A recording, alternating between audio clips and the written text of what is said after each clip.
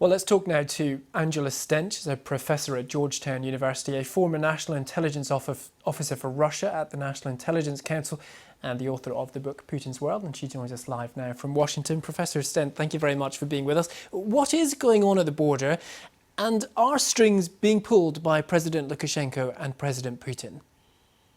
Well, certainly, as your reporter said, Lukashenko has orchestrated this, flying these people to Belarus deliberately.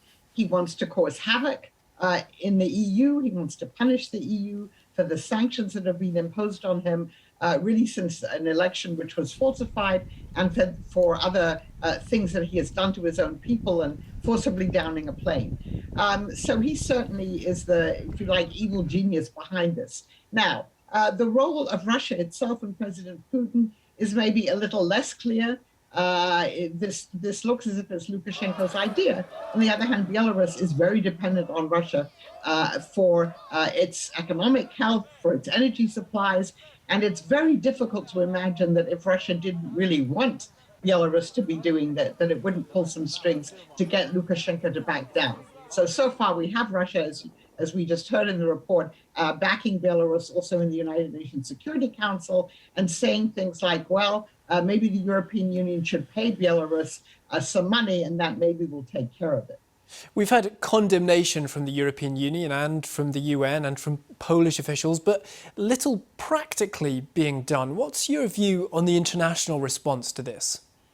I think it's been very slow. This has been going on for 5 months. It's accelerated in the past couple of weeks. It's made much worse by the onset of winter. But I think people hope that it would go away. And of course, it's not going away. It's getting worse. So now we have Ursula von der Leyen and other people saying there will be more sanctions on individuals in Belarus, and on the airline, and other sanctions may be imposed. And we know that Chancellor Merkel has had 2 conversations with President Putin in the last couple of days, asking for Russia to intercede to put an end to this. We haven't seen that yet. Whether sanctioning these individuals will be enough remains to be seen. Clearly, the sanctions that have been imposed on Belarus so far have adversely affected the economy, but they really haven't changed Lukashenko's behavior at all. And just briefly, at the same time, we're seeing reports of Russian troop buildups on the border with Ukraine. How does this all fit into the bigger picture of President Putin's ambitions in the region?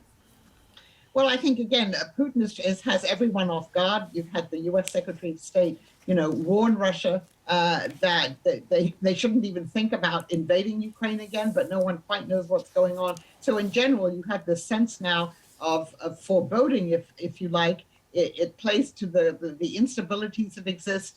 The Ukrainians are trying not to be provoked. I would say the same is true of the Poles. So part of these actions are designed to provoke other countries into taking rash military actions, which could then be justified, if either Belarus or Russia wanted to get into an actual war with these countries. So I think it's actually quite a dangerous moment, and I think these things are linked together. OK, we'll leave it there. Professor Angela Stent, thank you very much for sharing your insights with us. Thank you. Thank you.